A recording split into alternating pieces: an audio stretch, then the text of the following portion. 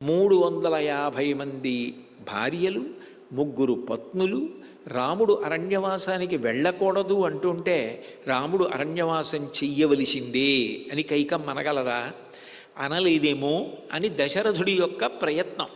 అంటే మనసులో ఆ దిగులు, ఆ ఆర్తి ఆఖరి నిమిషం వరకు ఏదో ఒక మార్గాన్ని అన్వేషిస్తూనే ఉంది.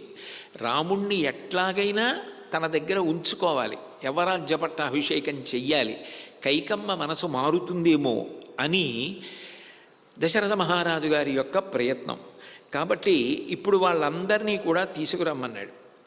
వచ్చిన తర్వాత రాముడు సీతాలక్ష్మణులతో కలిసి లోపలికి ప్రవేశిస్తుంటే దశరథుడు ఒక్కసారి రాముణ్ణి చూసి పరిగెత్తుకెళ్ళి కౌగిలించుకోవాలనే ఆర్తితో ముందుకి పరిగెత్తాడు.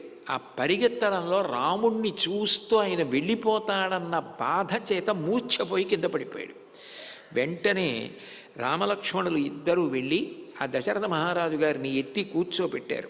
కూర్చోపెట్టి నిన్ను అనుజ్ఞ అడుగుతున్నాం, మేము ఇంకా అరణ్యవాసానికి బయలుదేరుతున్నామని చెప్పారు. అంటే దశరథుడు అన్నాడు, అహం రాఘవకైకయ్యా వరదానేన మోహిత అయోధ్యాయాస్త్వమేవాద్య భవరాజా నిగృహ్యమాం.